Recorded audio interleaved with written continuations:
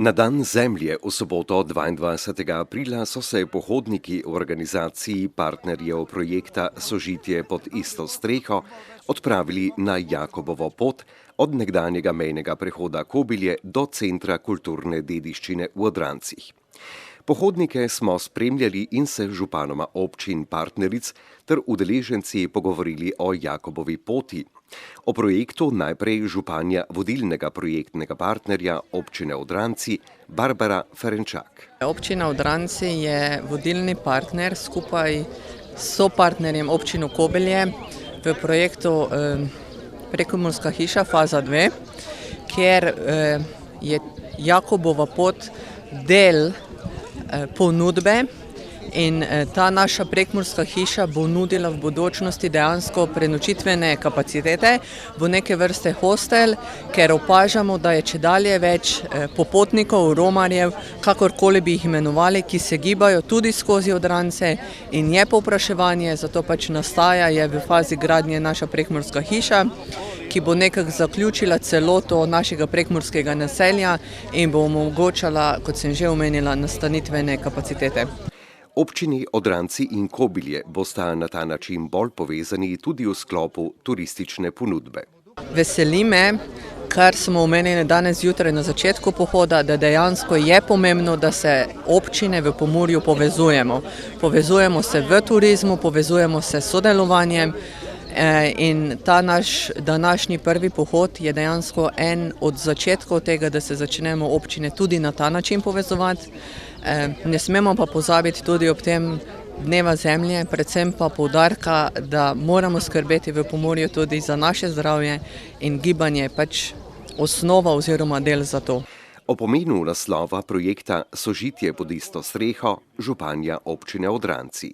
Sožitje pod isto streho pomeni dejansko povezovanje in sobivanje različnih ljudi, različnih vasi, različnih pogledov pod isto streho.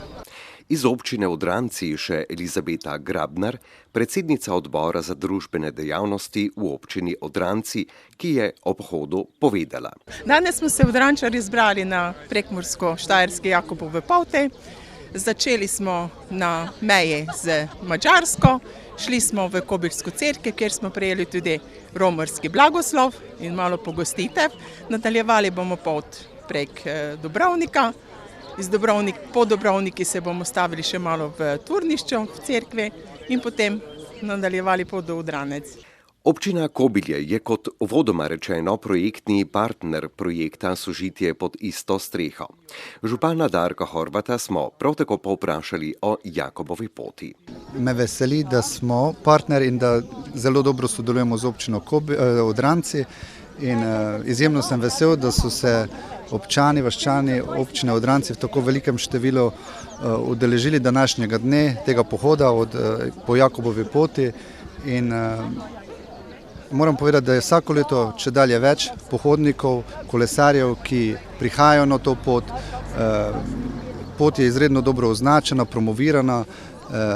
Tudi mi kot občina Kobilje izredno dobro sodelujemo z društvom prijateljev Jakobove poti in vidimo velik potencial v razvoju tega vrsta turizma, se pravi romarskega turizma in res sem vesel, da še posebej na ta dan, dan zemlje, ljudje začutijo eno potrebo, da se udeležijo in cenijo, bom rekel, take aktivnosti. Sodelovanja so pomembna in povezani zmoremo več. Kot sem ravno prej povedal današnjim pohodnikom, radi se primerjamo z drugimi. Po enih karakteristikah smo zelo podobni občini Odranci, se pravi smo ena izmed redkih slovenskih občin, ki jih sestavlja samo en kraj. Po velikosti smo sicer dosti večji, po številu prebivalcev pa malo manjši, ampak mislim, da je zelo pomembno, da ljudje, bom rekel, tudi v teh malih občinah vidijo, oziroma imajo vsi občutek, da je kvaliteta življenja zelo na visokem nivoju, da je, bom rekel, da so stvari, kot je narava, kot so naravne kulturne dediščine, kot so razne te poti zelo pomembne in doprinašajo, bom rekel, kvaliteti življenja.